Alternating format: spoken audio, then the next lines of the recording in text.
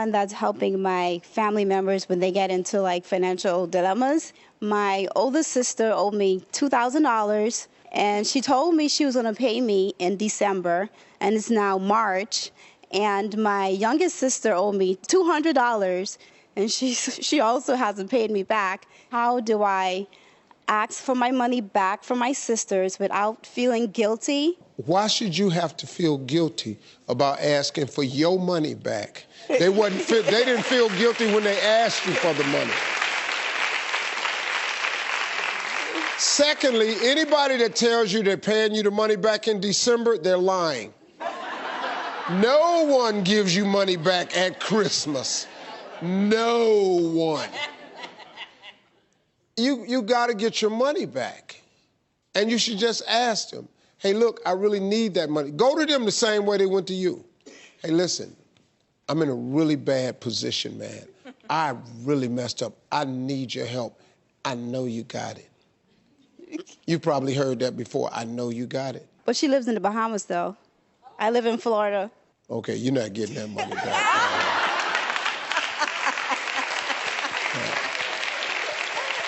Yep. Yep, that's a loss. Sometimes you got to buy people out your life. Not meaning you won't speak to your sister anymore, but once you give them money and they don't pay it back, you no longer ever have to give this person $1 again. So I call it buying them out your life. But let me help you understand something. When people want to borrow money, the way they start the conversation is, hey, man, let me holler at you. And y'all know exactly what I'm talking about. If your relatives go, hey, I need to holler at you, they finna ask for money. When they leave messages, see, I don't even have voicemail on my phone. You can't leave me a message. I don't do messages, because all my messages is help. And I just started asking people, if you didn't know my number, what would you do? Okay, cool, get to doing that. See, stop that old Steve, I know you got it. Yeah, I got it. It's not for you, though. You're gonna have to stop, because people are taking advantage of your kindness. That's all this is. You're a very nice young lady, and they're taking advantage of it. And this is you and your husband's money. Mm-hmm. You know, it's not their money. They always need something. But you can't be the catch basin for everybody's problems. Right. Just don't, man. And just call your sister up in the Bahamas. Say, it's really important that I get that money back. When can I get it back really soon? I really need it. And just see what she say. Okay. If she says, I don't have it right now, you just write it off as a loss. You survived the $2,000.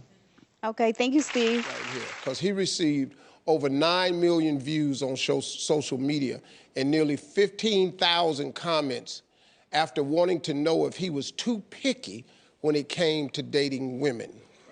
Watch this. All right, I've been single 10 years. I'm having trouble finding the right woman. You know, it could be petty things turn me off, from she says something stupid, or house is dirty, she got raggedy feet, you know, or she's too career-oriented, you know. But, you know, at this age, I'm looking for not a temporary thing, but a permanent thing, you know. But do you think I'm being too petty? And can I get over the pettiness and overlook things and ease back a little bit? How old are you? 50.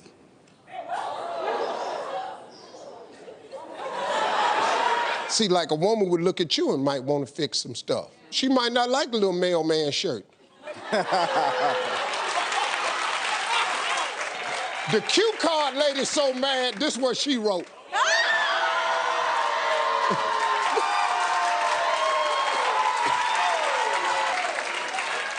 Donovan, how you doing? Oh, I'm doing great, thank you. So you just went from the mailman to just... We're just gonna do Coming to America with Wakanda? Yeah, well, okay. Now, after seeing yourself on TV, man, and kind of watching how people responded to you, what was your reaction to all of that? Well, to me, it was pretty funny, because first of all, starting with the wrinkle thing, anybody that knows me knows I'm obsessed with ironing. I'm also a nurse. I put creases down the front, the middle, the sleeve. Anyway, I rushed here that day, had a job interview. I still hadn't unpacked. I just moved here that week. And I went to an interview for a nursing job and got the job and then ran here real quick.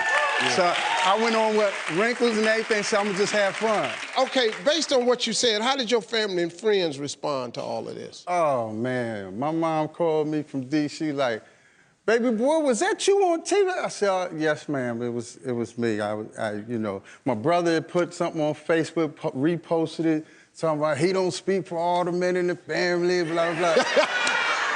They was distancing themselves. Yeah, I had to get them cut that down. I had to get them to turn that off. Well, let's see what some of our viewers had to say about this. Oh, Lord. Chris says, 50 in age, 15 in the mind. Humble yourself and have a seat. Elizabeth says, she may not like your 11-inch forehead. Well, you fixed that with that cap today.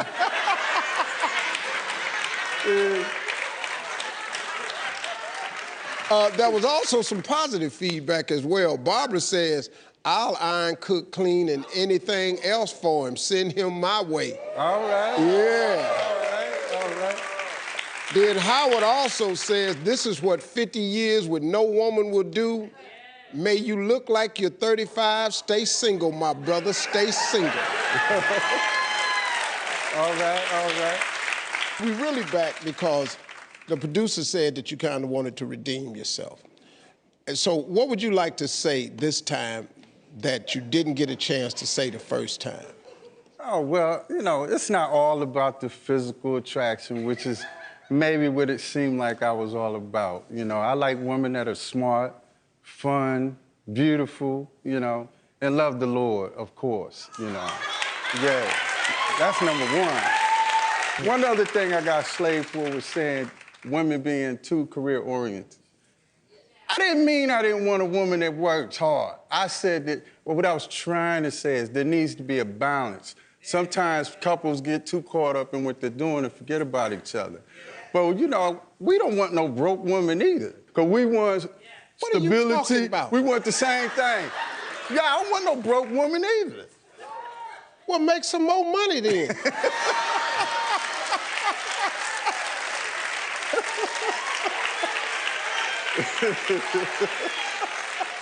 Okay, so this is what I'm gonna do. I'm gonna bring you back on the show. And I'm gonna take, since we got so many views, I'm gonna have women email who are interested in getting to know him. Oh, cool. Thank you. Then the producers are gonna go through everybody and pick who they think are the best suited, and we're gonna bring 3. This be a good thing. We're gonna follow up on that. Thank you. After the break, y'all, we'll see if one of our past guests has become a little less crazy and a little more realistic. We'll be right back. Went viral after appearing in a digital exclusive, Hey Steve, and stated that she always received positive results from the man she was dating after being rude to him. So after nearly 6 million views online, we brought her back to find out if this method's still working for her or not. But first, let's take a look at what she said that caused many of you to lose your mind. So I'm currently single, and I'm dating, but there's one that I like more than the rest. But we have an issue. I'm really mean to him. Like, I'm really mean to him. Like, I insult him all the time, and he loves it, which is fine. It works, but then... Because, like, the way that I think is that if you don't put these guys on check, they think you stupid. And he ignores me when I'm nice to him, but if I'm mean to him, he talks to me. So, like, I don't know what to do. Anybody ever asked you, was you crazy? All the best ones are crazy. You're mean to a man, and he likes it. Likes it. Let me tell you something about men. We will tolerate crazy to get what we want. See this crazy you pulling? He taking it right now because he wants something. You're mean to the guy. He likes it. No, he don't. He like what he think is gonna get him. Hey, Valentina, how you doing? Good, how are you? So, okay, what happened to make you think that men like you being rude to them?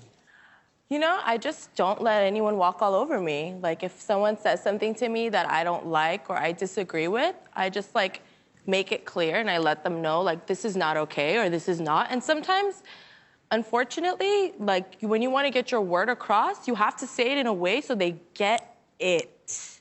And hurting their feelings works, but then they like it, you know? Like, they think it's like, oh, like, oh, you're spicy. I like that. So I kind of use the reverse thing. It's like, you're mean to them and they come around, you know? So whatever. Where's the guy that you were rude to? He did something annoying and I didn't like it. So I just played Time Is Up from Poppy and blocked him. Oh, listen to me. Being mean isn't an accident. It's an intent. Right. It's a defense mechanism. It is, and I'll tell you why. Because I'm a hairstylist. That's my line of work. So I do hair, and I work with a lot of women, and I hear so many stories about what happens to them, and I think I probably, like, internalize it because I don't want that to happen to me. Let me ask you this. How has being on the show, how has that impacted your life? Did any of your friends think you were too aggressive? Some of my women friends were like, no. No what? You're not aggressive at all. You're fine. Okay, And you need a new group of friends. No, you really do. I love my group of friends. I know you love them, but you love them because they agree. You need some people who would tell you the truth. Well, right.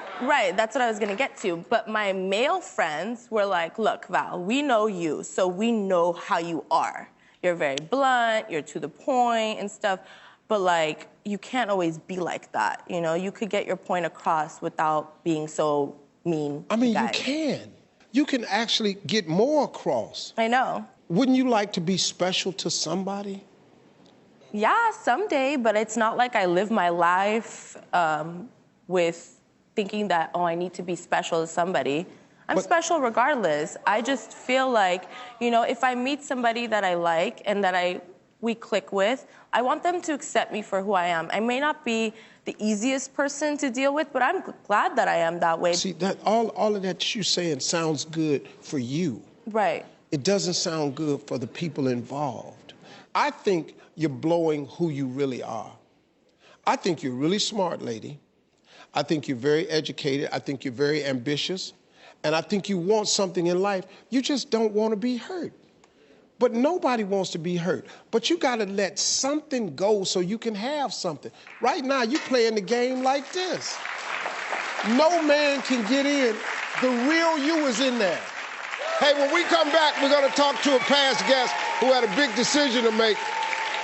Follow her dreams or move back home. We'll find out which one of those she chose right after this.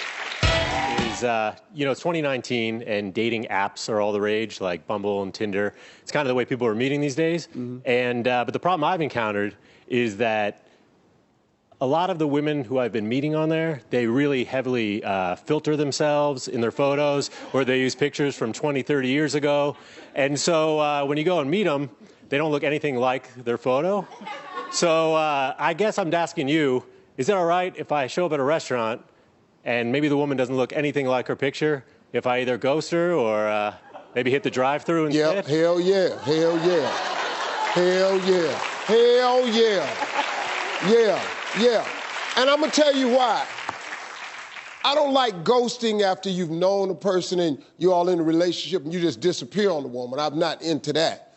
But if you're deceiving a man, come on now, or vice versa. If a man is deceiving you, if he ain't what he say he is, but if she ain't what she say she is, so we're already in the deceptive business. So let me deceive you. Now, you gonna get a phone call. Did you just walk out the restaurant? I was at the bar. I saw you had the blue jacket on. I saw you. Did you just walk out the restaurant? Yeah, just walk. Why did you leave? Because you ain't who you said you was. You don't look nothing like your picture. But Steve, the last girl that I went to meet, she had cut off all her hair. She looked nothing like it. The hair color was different. She kind of looked like one of my mom's friends, to be honest. So, but I felt bad. I felt guilty, so I still paid for dinner. Yeah, I mean, that's cool.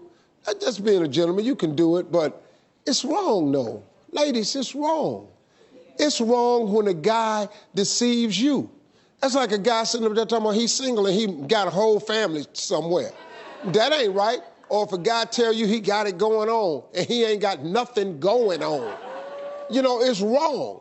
Whatever picture you posted, do your hair, makeup, do all that same way. Be the picture. If you got a filter on it, get you some lights. Walk in with lights.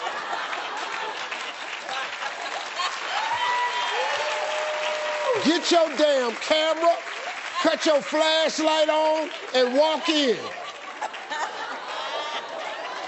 But you got to be that picture, man.